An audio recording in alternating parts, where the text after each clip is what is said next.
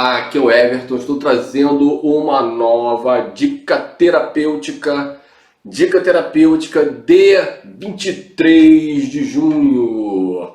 E o tema que eu vou trazer hoje aqui para nossa dica é um tema muito importante em terapia. É o tema da nossa criança interior. Existem muitas formas da gente abordar essa temática da criança interior. A gente pode pegar ali A criança interior é uma instância interna nossa, uma instância psíquica nossa, né? A gente pode pegar abordagens mais transpessoais, do tipo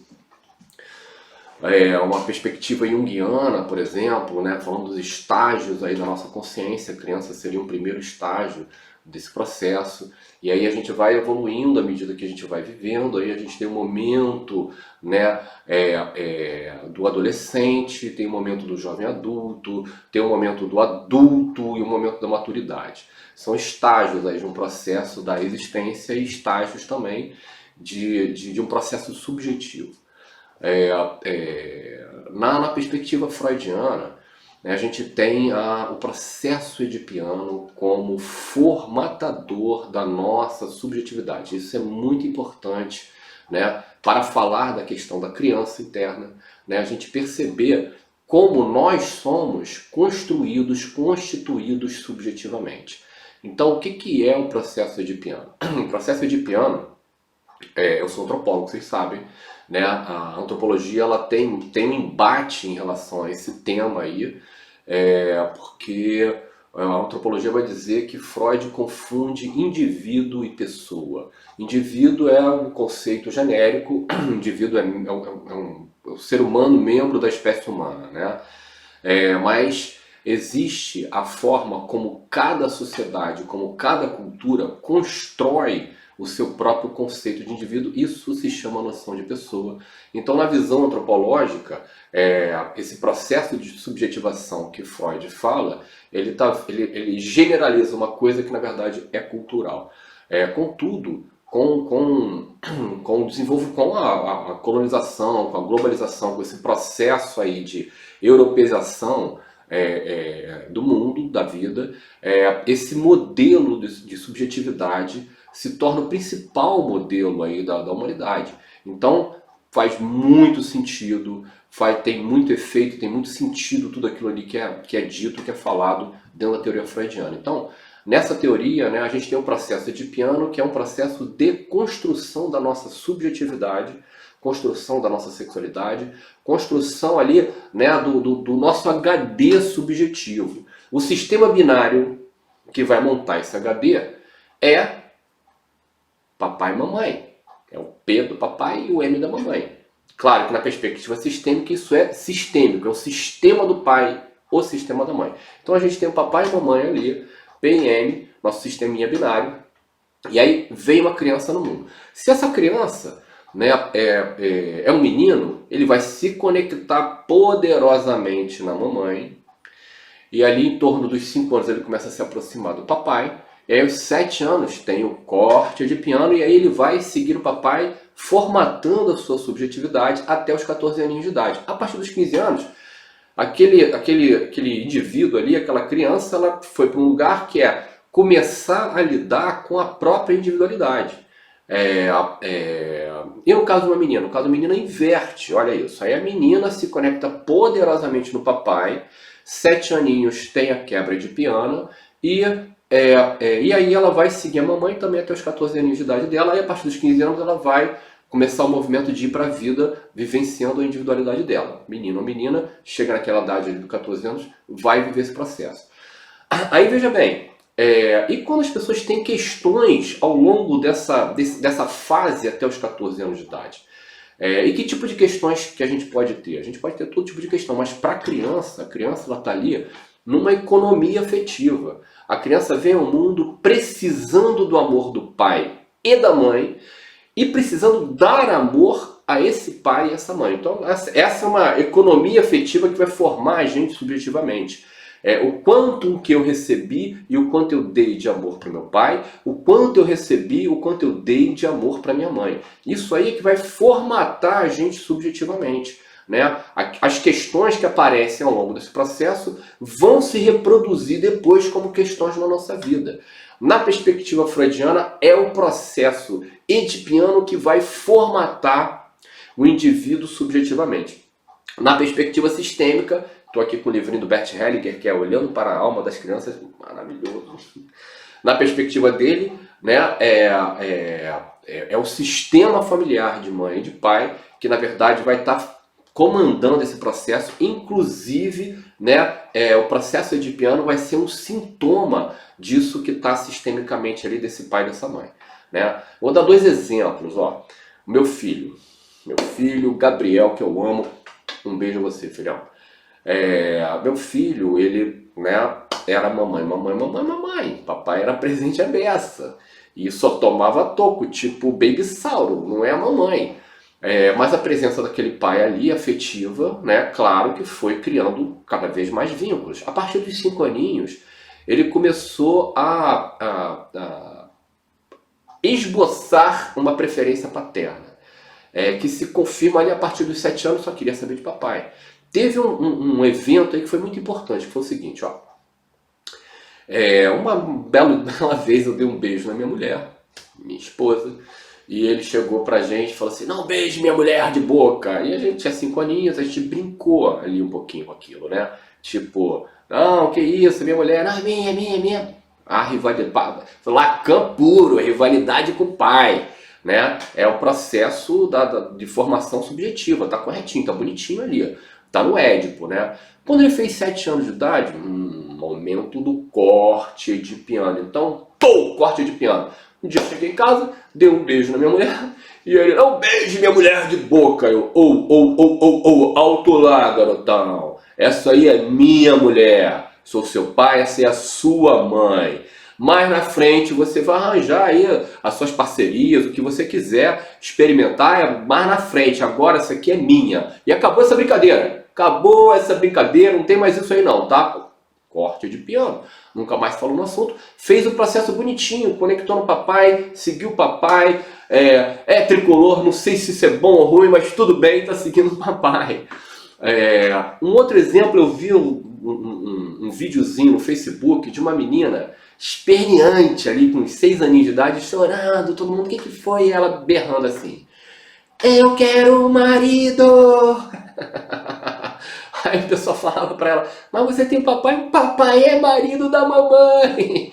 Ela também estava no corte de piano dela, isso é doloroso, mas é aí que a gente vai olhar para a sociedade, né? A nossa sociedade é uma sociedade exógena, então a gente procura os parceiros, né, fora do nosso grupo ali, do nosso clã, né, as sociedades endógenas é o contrário, né, então a gente vai, né, o processo edipiano ele força a gente a buscar essa parceria fora daquele núcleo ali, né. Então assim, o menino se conecta poderosamente na mamãe e vai seguir o papai, a menina se conecta poderosamente no papai e depois, 7 aninhos, vai seguir a mamãe e se formata ali a partir dos 14 anos de idade.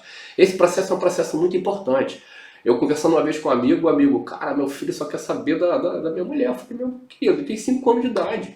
Ele está começando a olhar para você e falar, não, esse cara aí tem sentido, realmente, sabe? Está começando a fazer esse movimento agora. Então se prepara, se coloca disponível para o seu menino, que ele só vai querer saber de você. Ele virou para mim e falou assim, não acredito que ele vai preferir a mim do que a minha mulher. 2 aninhos depois estava naquele lugar. Só queria saber de sair com o papai, saca? Então assim, isso é o processo edipiano, é assim mesmo, né? Aí veja bem, quando a gente tem questões ao longo desse processo, uma ausência paterna, uma morte, pais, né, desafiadores, difíceis, tudo isso vão trazer questões para a nossa subjetivação, questões para a nossa subjetividade, questões psicológicas para o indivíduo. Né? Então a nossa criança ali é o momento que a gente está sendo formado psicologicamente, é no momento que o nosso HD está sendo formatadinho ali, com o sistema binário de papai e mamãe e com essa economia afetiva que a gente tem nas relações ali, né, com o pai, com a mãe e o filho na jogada, entendeu? A nossa criança, ela está presente da gente a vida inteira. Se você tem uma criança que nesse processo aí ela foi machucada, ela foi não validada, não vista, ferida, essa criança vai continuar com a gente. Essa criança ferida vai continuar né, carregando aí, a gente vai continuar carregando essa criança ferida a vida inteira.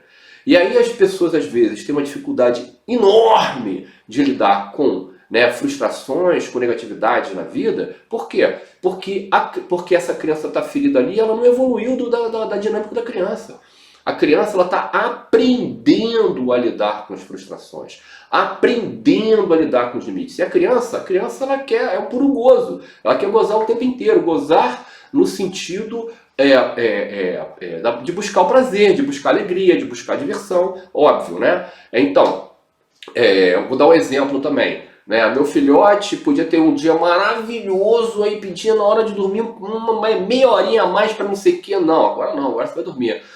Aí a reclamação, pai, pior dia da minha vida. Poxa, a gente foi no jogo, o Fluminense ganhou, a gente você comeu um monte de cachorro quente, hoje é o pior dia da sua vida, ele é o pior dia da minha vida. E no dia seguinte a mesma coisa, que é o tempo inteiro ali, se divertir, né, lidar com isso, e é papel do papai e da mamãe, né, colocar limites ali, que é isso que vai ensinar os nossos filhos, né, a ter o quê? Limites, que é uma coisa importante pra caramba. É isso que vai ensinar os nossos filhos a lidar com as frustrações. Se você nunca nega nada pro seu filho, sabe? Quando a vida negar, porque a vida vai negar.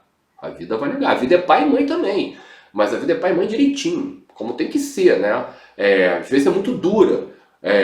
Tudo bem, são experiências humanas. Não importa a dureza que a gente está lidando, né? Outras pessoas já passaram por aquilo ali também. Né? Então, assim, é função do papai e da mamãe, né, educando os filhos no sentido de dar limites. É isso que vai ensinar essa criança a lidar com frustrações e não virar um adulto infantil. Né? Essa pessoa que está ali, que não quer lidar com a negatividade, com o negativo, eu falei um pouco mais ou menos sobre isso. Numa dica que eu falei sobre processo edipiano, numa dica que eu falei sobre positividade tóxica, né? As pessoas que têm uma dificuldade de lidar com a tristeza, com a dor. Porra, você bateu o pé, tá com dor, vai, chora aí, sabe? Perdeu uma pessoa importante, relevante, porra, olha pro teu luto, vive seu luto. Não quero passar por isso. Vai continuar arrastando. Eu atendo uma cliente, uma pessoa maravilhosa, uma pessoa incrível. Eu até falei para ela, vou falar sobre você. E ela falou, tudo bem, que droga. É uma pessoa maravilhosa, uma pessoa incrível, brasileira, casada com estrangeiro, mora nos Estados Unidos, são muito prósperos, graças a Deus, merecem toda a prosperidade que vivem. E aí ela estava me falando que o filho de 4 anos escolhe o que vai comer. Ela tá maluca, né? Eu falei, pelo amor de Deus, minha linda. Então tá, me dá macarrão com pirulito. Eu queria a cabeça da criança, porra, uma criança. Ela não tem discernimento ainda para entender o que é bom e o que não é bom para ela. É um erro colocar a criança nesse lugar de primazia aí, sabe? É um erro total. É uma criança que vai ser super narcisista e não vai ter limite nenhum. Né? E assim, muitos psicopatas, né, são filhos de classe alta, né, das classes altas, e que não tiveram limite do pai. Aí ela me falou uma coisa importante, ela falou assim, Everton, eu passei por muitas privações, hoje eu não passo mais. Por que eu vou privar meus filhos? Né? Por que eu vou privar meus filhos de, com 4 anos de idade, ele ter um iPad, ele ter não sei o quê, babá? Por quê? Porque o pai e a mãe, meu amor, estão ali para formar aquele indivíduo ali. Né? A gente forma com o amor que a gente dá, mas a gente forma também, né, se colocando naquele papel paterno e materno de orientar aquelas crianças que são crianças, não tem discernimento de nada ainda, né? Por mais que, meu filho é cristal, que ótimo, acredito muito, sabe, que as crianças que estão nascendo aí são diferentes mesmo, tem muita coisa diferente aí acontecendo, né, nesse sentido. Antigamente a criança demorava uma semana para abrir os olhos, já nasce de olho aberto, te encarando, se bobear daqui a pouco tá falando, se bobear também com um iPadzinho na hora, já na maternidade. Né? São as crianças de hoje, tem muita coisa aí diferente. Contudo, o papel do papai e o papel da mamãe continua o mesmo. E somos nós que precisamos ensinar os limites aos nossos filhos. Se a gente não coloca as regras, não coloca os limites, ele acha que o mundo está sem regras, que o mundo está aí para ele. Que nem aquela... Não tem uma promotor, uma procuradora cujo filho é um traficante e ela vive atrás, o garoto faz caquinha, aí ela vai lá atrás limpar a caquinha dele, sabe? Só que o garoto hoje tem 30 anos de idade, não para de fazer bobagem, entendeu? Até um dia que o quê? Matar a pessoa, se é que já não matou. Esse playboy maluco aí, como muitos são. Então a gente tem um papel fundamental ali como pai, como mãe, né, que é educar nossos filhos, trazer limites, né, ensinar a eles a lidar com frustrações. Lá na frente ele vai ter várias relações. Se ele não sabe lidar com frustrações, o que vai acontecer? Né? Quando tiver uma negativa no relacionamento, vai virar ali uma criança, né? Vai se comportar sempre de uma forma infantil, né? Perante os dilemas da sua vida adulta, né? Então a gente tem o quê? Né? Um papel de pai e mãe, exercer esse lugar de colocar limites aos nossos filhos. Isso é muito importante, isso educa, isso faz com que, né, o indivíduo ele nasce no mundo e sabe, cara, o mundo tem regras, né? O mundo tem regras. Lidar com as regras é tenso, é desafiador. Esse é um conflito que todos nós, é um bom combate, minha gente, é um conflito que todos nós passamos. Não adianta você querer criar ali um palácio, uma bolha para o seu filhote, não lidar com frustração nenhuma, que você está criando simplesmente um psicopatinha. Um cara que acha que as coisas não têm limite, que ele pode tudo. Ele no nível das prospecções, dos projetos, a gente tem que colocar nossos projetos lá no alto. Mas a gente tem que aprender que a sociedade tem regras, que o nosso limite é o outro. O nosso limite é o outro. Né? E se ele não recebe essa educação, a criança não recebe essa educação do papai e da mamãe, vai ser um adulto que vai arrastar uma criança ali mal resolvida. Vai ser um adulto infantil, vai ser um filhinho do papai e uma filhinha da mamãe. O que o filhinho do papai e o filhinho da mamãe faz? O filhinho do papai e o filhinho da mamãe mente, faz caquinha, né? Aí a mamãe, não sei, deixa eu limpar a caquinha dele. Aí não dá, minha gente. Aí não dá. E assim, é muito importante, né? É muito importante a gente passar por essa etapa da infância dentro dessa perspectiva. Tem um processo que é o processo edipiano, tem o papel do pai, o papel da mãe, o papel de ambos ele é fundamental o tempo inteiro, mas tem uma hora que prepondera o pai, tem uma hora que prepondera a mãe. O pai e a mãe tem que estar presente. Tem um menino aí de 10 anos de idade, papai, é contigo, cara. Tem uma menina aí de 11 anos, mamãe, é a tua hora, sabe? Tá formando ali, ela tá construindo o gênero dela. Então, assim, a gente tem essa instância que é a nossa criança. Aí para pensar. O que é a nossa criança? A nossa criança ela traz muita informação importante. Nossa criança é um tesouro para a gente.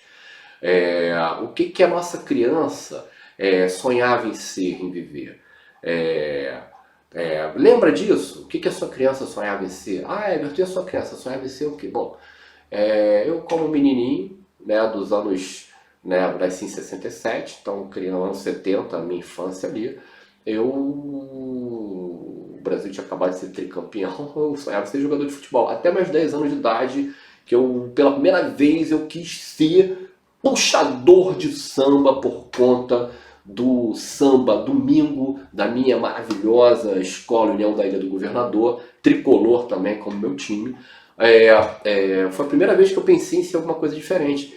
E eu lembro da minha criança, né, das dificuldades que a minha criança passou, e sei que a minha criança tem muito orgulho do adulto que eu me tornei hoje em dia. Quando a nossa criança não tem esse orgulho, não tem isso, tem alguma coisa errada. Então a gente precisa ouvir a nossa criança. Tem várias maneiras de trabalhar isso, gente. A criança é fundamental. A nossa instância, né, criança, ela é fundamental. A gente só consegue ser realizado em alto nível, né, nutrido no nosso propósito, na nossa grana, na nossa afetividade, se a nossa criança está equilibradinha, né? Não significa que eu tive muitos traumas na minha infância. Você pode trabalhar seus traumas, tem que trabalhar. Quem teve muitos traumas, geralmente são pessoas que olham para suas crianças mais, porque estão feridas, então elas chegam ali na idade adulta carregando aquilo ali, vai procurar um processo terapêutico e vai tratar e vai lidar com isso, entendeu? De uma forma madura. Não importa o que aconteceu com a sua criança, essa é a máxima, tá? Não importa o que a vida fez, os seus pais, não importa o que a vida fez com a nossa criança, importa o que a gente adulto vai fazer com isso daí.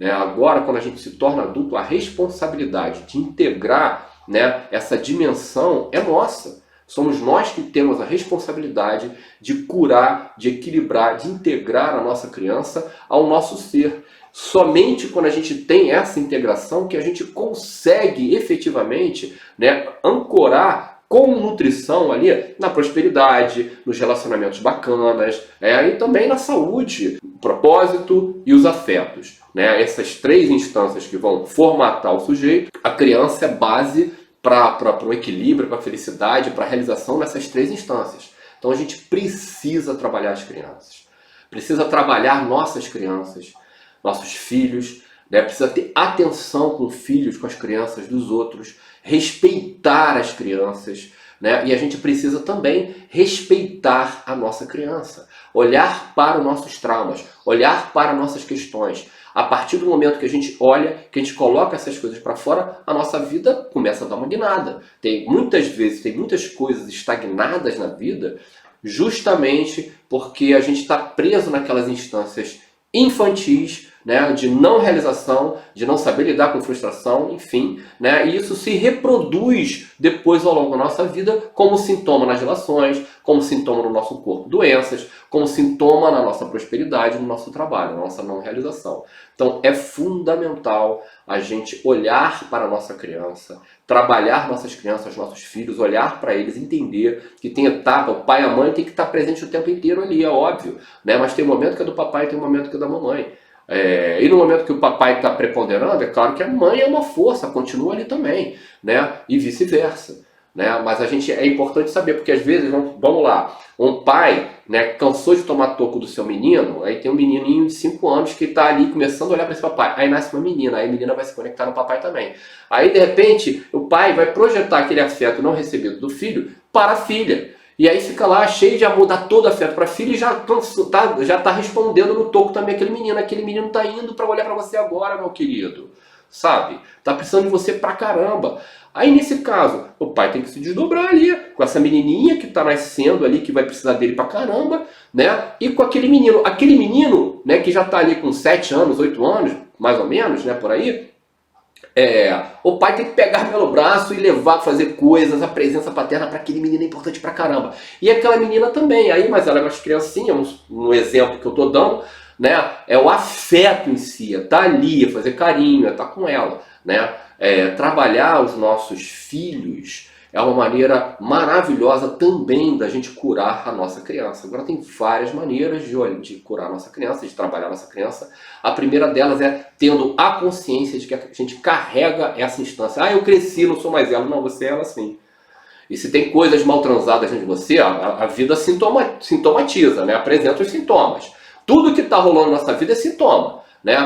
As dificuldades afetivas, as questões profissionais, tudo isso aí tem a ver com aquele processo edipiano ali, com aquela formatação subjetiva daquele indivíduo, entendeu? Então a gente precisa sempre ter atenção com relação à criança interior. Hoje eu vou falar só isso, a necessidade da gente olhar para nossas crianças, tá? Para essa instância interna que é a nossa criança e pergunta para si mesmo, a criança que eu fui teria orgulho do adulto que eu me tornei?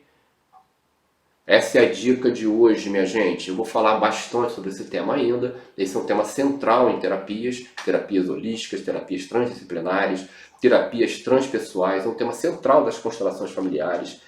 Esse livro aqui, Olhando para a Alma das Crianças, do Bert Hellinger, é maravilhoso. Tem vários exercícios, várias coisas legais, Mas hoje a gente vai ficar por aí. Eu quero que você pense naquilo que eu te falei. A criança que você foi, a sua criança, ela teria orgulho do adulto que você se tornou?